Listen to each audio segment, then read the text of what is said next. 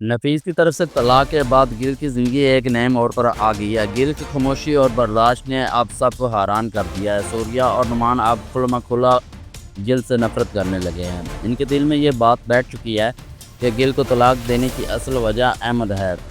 آج کی ویڈیو میں ہم آپ کے لیے آئے ہیں ایک ایسا سین جو آپ کے دل کو چھو جائے گا اور دماغ کو سوچنے پر مجبور کر دے گا۔ اور ہاں، اگر آپ کو ہماری ویڈیو پسند آتی ہے، اگر آپ ہم سے کوئی رائے دینا چاہتے ہیں یا صرف ایک اچھی دوستی کی شروعات کرنا چاہتے ہیں تو اوپر دیا گیا میرا واٹس ایپ نمبر آپ کے لیے کھلا ہے۔ مجھے بہت خوشی ہوگی اگر آپ مجھے میسج کریں گے، اپنا تعارف کروائیں گے یا صرف یہ کہیں گے کہ بھائی آپ کا کام زبردست ہے۔ چاہے آپ ڈراموں کے دیوانے ہیں یا صرف بات چیت کے شوقین، میں آپ کے پیغام کا منتظر رہوں گا۔ دوستی کے دروازے کھلے ہیں، بس ایک کال یا ایک میسج کی دوری پر۔ چلے چلتے ہیں اگلی ایپیسوڈ کی طرف اور تفصیل سے آپ کو بتاتے ہیں کہ آنے والی ایپیسوڈ میں کیا ہونے والا ہے۔ سوریا کا دل جل رہا ہے، وہ یہ بات کسی صورت برداشت نہیں کر پا رہی کہ گل کو طلاق ہو گئی ہے اور وہ سمجھتی ہے کہ اس کا ذمہ دار صرف احمد ہے۔ اسی غصے میں وہ احمد کی والدہ کو فون کرتی ہے اور ساری بات الٹ پلٹ کر بیان کرتی ہے۔ آپ کے بیٹے نے گل کو برباد کر دیا، اگر وہ بیچ میں نہ آتا تو گل کا گھر کبھی نہ ٹوٹتا۔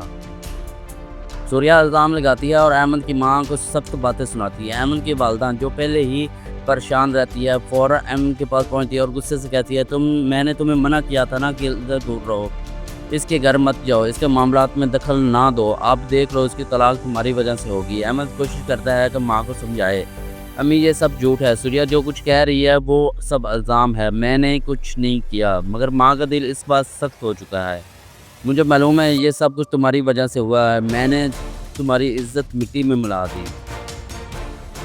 ادھر گل کا بھائی بھی اپنی بہن اور ماں سے ناراض ہو جاتا ہے۔ وہ غصے میں نہ صرف بات چیت بند کر دیتا ہے بلکہ ان دونوں کے اخراجات بھی روک دیتا ہے۔ وہ کھانے پینے کی چیزیں لانا بھی بند کر دیتا ہے۔ گل جو پہلے ہی ٹوٹ چکی ہے اب مجبوراً فیصلہ کرتی ہے کہ وہ کرائے کے گھر میں رہے گی تاکہ اپنا اور اپنی ماں کا خرچ اٹھا سکے۔ ایک دن وہ اپنے بھائی سے کہتی ہے، بھائی اگر آپ میرے گھر میں رہتے تو پھر میں کرایہ دے، میں مزید کسی پر بوجھ نہیں بننا چاہتی۔ یہ سن کر اس کا بھائی خاموش ہو جاتا ہے اور گل کی آنکھوں میں عزم صاف دکھائی دیتا ہے۔ گل نے اپنے بھائی کے رویے سے دل ہی دل میں خود کو اور مضبوط کر لیا، اب وہ دوسروں پر انحصار نہیں کرنا چاہتی۔ اس کی ماں بھی اس کے ساتھ ہے مگر دونوں کے دل پر وقت کی سختی نے زخم چھوڑ دیے ہیں۔ ایک روز گل کی طبیعت بگڑ جاتی ہے، ماں پریشان ہو جاتی ہے اور فوراً کی خواتین کی مدد سے گل کو ہسپتال لے جایا جاتا ہے۔ ڈاکٹر کچھ دیر بعد باہر آتے ہیں اور خوشخبری دیتے ہیں، مبارک ہو، بیٹا ہوا ہے۔ یہ سنتے ہی گل کی ماں کی آنکھوں میں خوشی کے آنسو آ جاتے ہیں، لیکن دوسری طرف سوریا کو جب یہ خبر ملتی ہے تو وہ لرز جاتی ہے۔ کیا لڑکا ہوا، یہ کیسے ہو سکتا ہے؟ سوریا کو تو یقین نہیں تھا کہ گل کے یہاں بیٹی ہوگی اور وہ مزید کمزور ہو جائے گی، مگر بیٹے کی خبر نے اس کے دل میں خوف بھر دیا۔ وہ فوراً نفیس کو فون کرتی ہے۔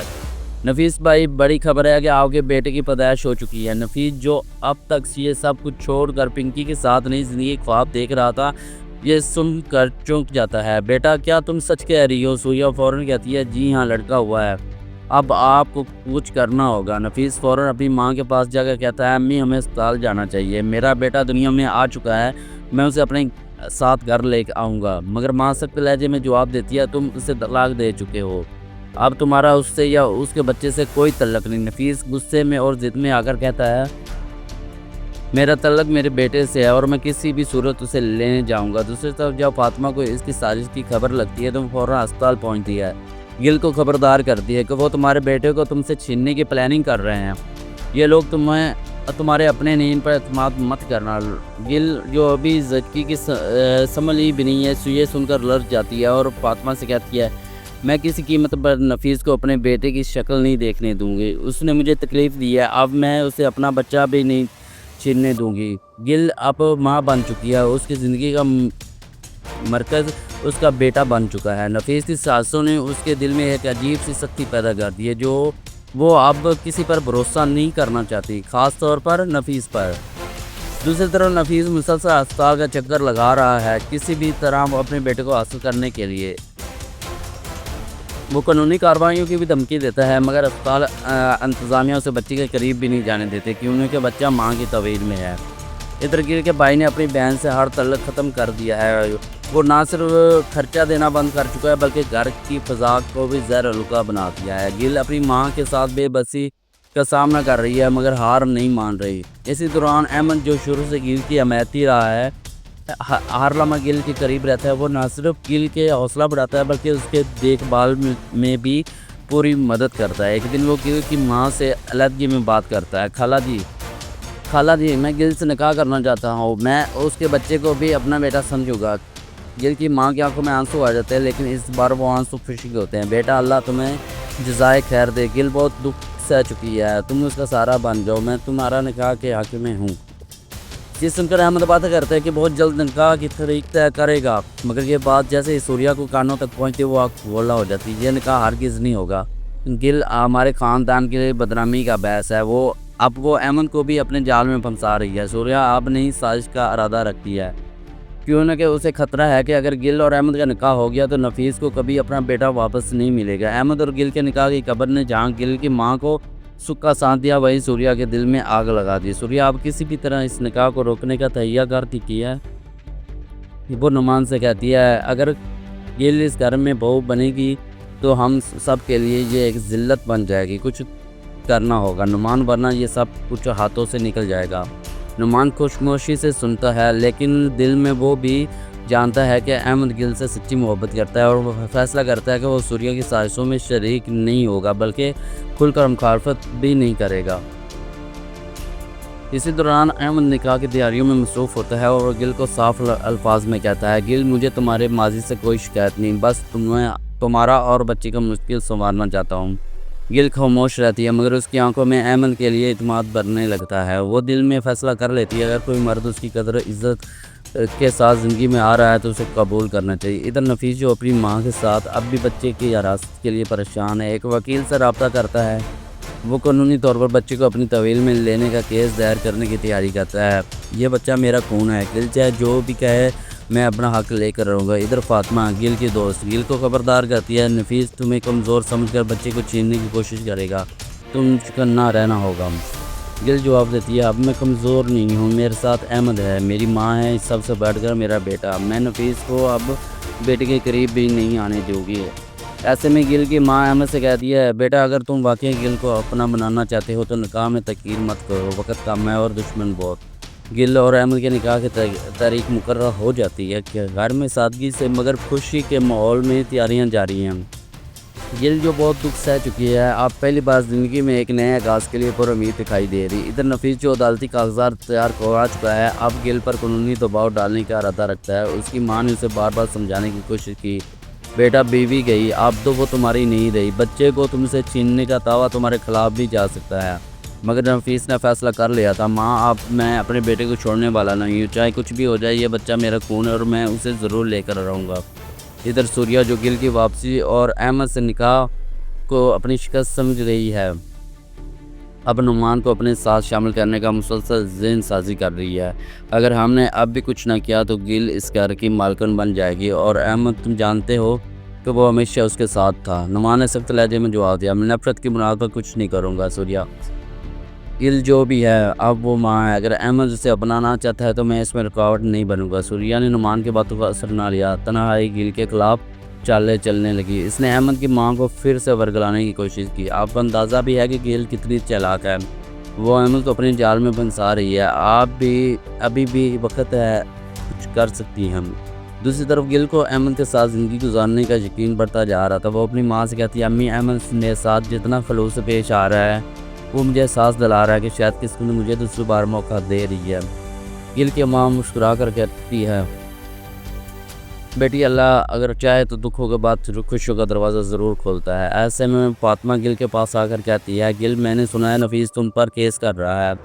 گل نے سنجیدگی سے جواب دیا وہ جو بھی کرے میں اپنا بیٹا کبھی کسی کے حوالے نہیں کروں گی، اب میں ڈرنے والی نہیں ہوں۔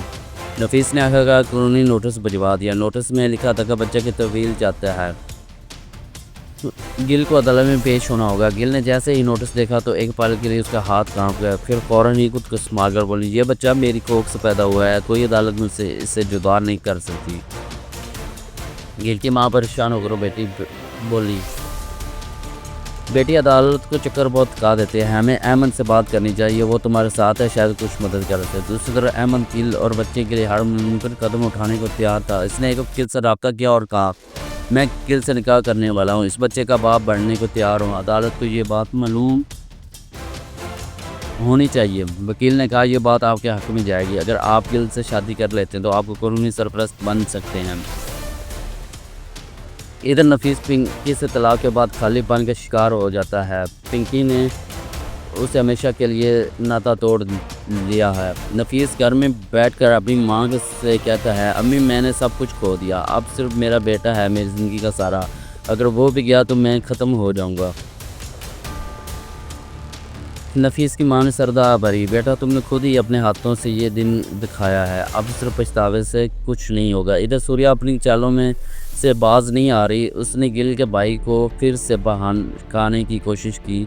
تمہاری بہن دوبارہ نکاح کر رہی ہے اور تمہیں خبر بھی نہیں ہے، وہ بھی احمد جیسے لڑکے سے، مگر اس بار گل کے بھائی بدل چکا ہے۔ اس نے صاف کہہ دیا میں اپنی بہن کے فیصلوں میں رکاوٹ نہیں بنوں گا، وہ جو کرے گی سوچ سمجھ کر کرے گی اور میں اب اس پر شک نہیں کروں گا۔ گھر میں نکاح کی تاریخ قریب آ رہی ہے، گل سادگی سے تیار ہوئی ہے، احمد اپنی ماں کو منانے میں لگا ہوا ہے۔ ایک رات اس نے اپنی ماں کے سامنے ہاتھ جوڑ دیے، امی میری خوشی گل کے ساتھ، اگر آپ نے میرا ساتھ نہ دیا تو میں یہ نکاح بھی نہیں کروں گا۔ احمد کی ماں نے خاموشی سے اس کی بات سنی اور بس اتنا کہا تمہاری خوشی ہی میری رضا ہے۔ گل کے گھر میں سادگی سے نکاح کی تیاریاں جا رہی تھی۔ احمد اپنی والدہ کو منا لیا، گل کی ماں بھی مطمئن تھی، اب اس کی بیٹی کو سچا اور وفادار ہمسفر مل رہا ہے۔ نکاح کی تاریخ مقررہ ہوگی، دعوت صرف قریب عزیز تک محدود رکھی گئی۔ نکاح والے دن گل نے سفید سادہ جوڑا پہنا اور آنکھوں میں نمی لیے اپنی ماں کے پاس آ کر کہا امی مجھے لگتا ہے جیسے آج میرے دکھ ختم ہوتے جا رہے ہیں۔ گل کی ماں نے دعا دیتے ہوئے کہا اللہ کرے میری بیٹی کی زندگی ہمیشہ خوشیوں سے بھر جائے۔ نکاح کی رسم مکمل ہوئی اور احمد نے گل کا ہاتھ تھام کر وعدہ کیا میں ہر دکھ میں تمہارے ساتھ رہوں گا، تمہیں کبھی بھی اکیلا نہیں چھوڑوں گا۔ ادھر نفیس یہ سب منظر دور سے دیکھ رہا تھا، اس کے ہاتھ میں وہ نوٹس تھا جو اس نے عدالت کو بھیجنے کی تیاری کی تھی۔ اس کے دل میں جنگ میں چھڑی ہوئی تھی، بیٹے کو پانے کی خواہش اور اپنی غلطیوں کا پچھتاوا۔ سوریا نے اسے اکسایا اب بھی وقت ہے، عدالت جاؤ بچہ حاصل کرو، وہ تمہارا خون ہے۔ مگر پہلی بار نفیس نے جواب میں کہا میرا خون ہے لیکن اس کا حق گل سے زیادہ کوئی ادا نہیں کر سکتا، میں نے سب کچھ کھو دیا ہے، اب ان کی خوشی میں رکاوٹ نہیں بنوں گا۔ اس نے وہ نوٹس پاڑ دیا اور خاموشی سے پلٹ گیا۔ ادھر احمد اور گل اپنی زندگی کا آغاز کر چکے تھے، ان کے چہرے پر امتحان، آنکھوں میں مستقبل کی امید تھی۔ بچے کو احمد نے گود میں اٹھا کہا یہ صرف تمہارا نہیں ہے، اب ہمارا بیٹا ہے۔ گل نے مسکرا کر کہا اور ہم اس دنیا کے ہر خوشی دیں گے۔ یوں کئی تلخیوں، سانسوں اور جدائیاں جھیلنے کے بعد گل کو وہ سکون ملا